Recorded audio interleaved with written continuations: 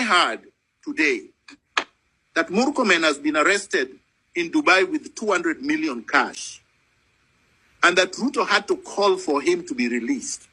Murkomen is my friend, but what the hell is somebody doing with 200 million cash? Where did he get it from? He said that Ruto produced some list, or SRC produced a list of so-called earnings of public officers, starting with the president going down. And you could tell from that list that the salaries that are announced, even the so-called increments that are purportedly recommended, would never give anybody 200 million cash, would never support anybody buying a watch worth 30 million, which Ruto wears, 10 of them. He changes them every day. Remember, in Latin America, a president was arrested just recently for her gold watches. I hear you have a president who is borrowing trillions and taking jet of 200 million and wearing watches worth 30 million and shoes worth 2 million each. And nobody seems to be bothered. And his salary is supposed to be 1.5 million per month. It's not possible unless you're a thief. And we know that Ruto is a thief. And we know that Rigiji is a thief. And we know that most of the people working for him are thieves. Let's call it what it is. These people are looters. Why are we allowing looters to continue looting when majority of our children are unemployed, cannot get anywhere to work? Why shouldn't these kids and the people who are unemployed say, look, we want our country back so that we can also make a contribution to national development? You're not going to do that if you're not working. And what are you going to do when you say you're going to re-strategize? You're going to sit at home? What are you going to do? What are you going to eat as you quote-unquote re-strategize? And really, what is there to re-strategize? The formula was working and is working. The protest brought some concession, but not a complete one, because Ruto simply played games with the people. He pretended that he's not signing the bill into law, but it will automatically become law in 21 days. So what is it that people want? We did not bring, the people of Kenya did not bring the goons on the street. The people of Kenya did not hire the goons to harass them. We know the people who hired them. Why didn't the police arrest the goons? How come they have not been summoned, but individuals using Ruto must go on their posts are being summoned? We must call it as it is. It's because Kenya is being ruled by organized mafia, organized criminals. They know they are organized criminals. They don't make no fuss about it.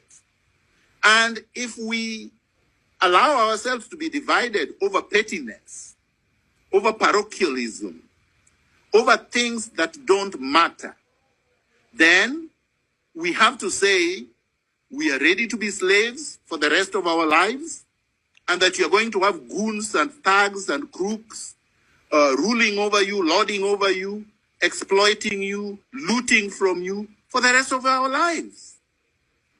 If you are ready to say that, then you should not be complaining. Don't complain about corruption. Don't complain about police brutality. Don't complain about abductions. Don't complain about overtaxation. This fight is not about overtaxation. Overtaxation was a trigger. This fight is about the culture of impunity, the runaway plunder, and the excesses that we have already spoken about. And these problems started in 1963. They are not new. We have had them generation after generation. And it is false to acclaim that only Gen Zs have been fighting. No. People have died for this country. As I said last week, Pio Pinto was the first known public figure that was assassinated in 1964. His family have not received justice. James Kariuki's family have not received justice. Kungu Karumba's family have not received justice. The families of Arwen Skodek have not received justice. Dr. Robert Uko's family have not received justice. Dr. Odembombai's family have not received justice. Chris Musando's family have not received justice. And I could go on and on. Baby Pendo, all of them. There are many. Yes. And the colleagues that died last week have not received justice.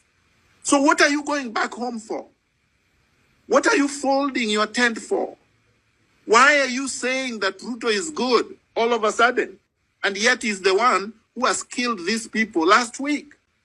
And he did not even send his condolences. He's not even sorry. He's proud of the police that killed them. You want to weaponize Ruto, make him strong, fortify him, say go ahead, kill more? Is that success? So anyone who is talking about let's fold it, let's leave this, we have achieved our aim, was never ever in the struggle, was not genuine from day one. We have to say it as it is. Some people are saying, oh, Miguna is opportunistic. Opportunism are the people who are eating with Ruto. And opportunism for what? There is no organization here to lead. We don't have an organization. There is no government to be opportunistic about. We don't have elections. So what is it that we are opportunistic about?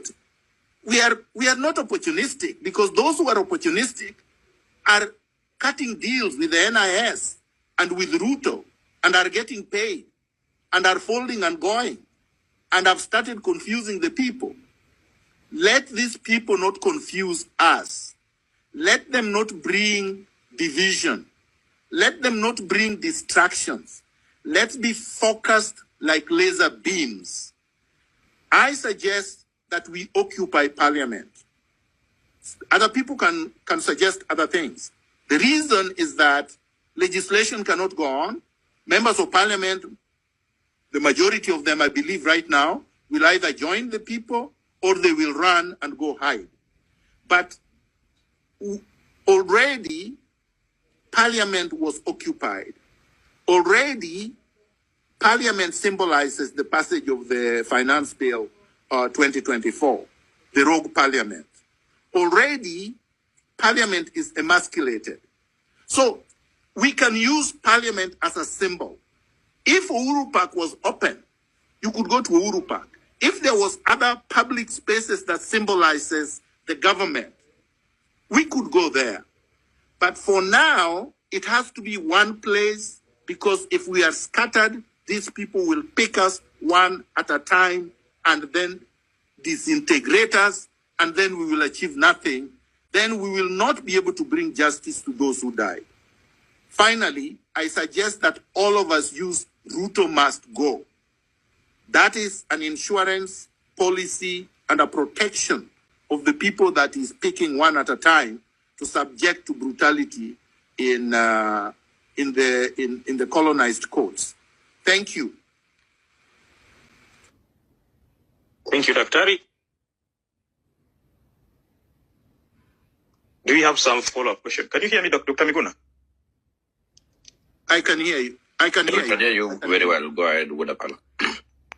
Okay, yeah, I wanted another co-host. That's good. We have a new co-host. Now, all I wanted to ask, can the Law Society help us in case of the people who are getting abducted? Because that's another thing that is killing the momentum. What can the legal minds that we have in Kenya help us in this case? My friend Wodapala, the Law Society has gone all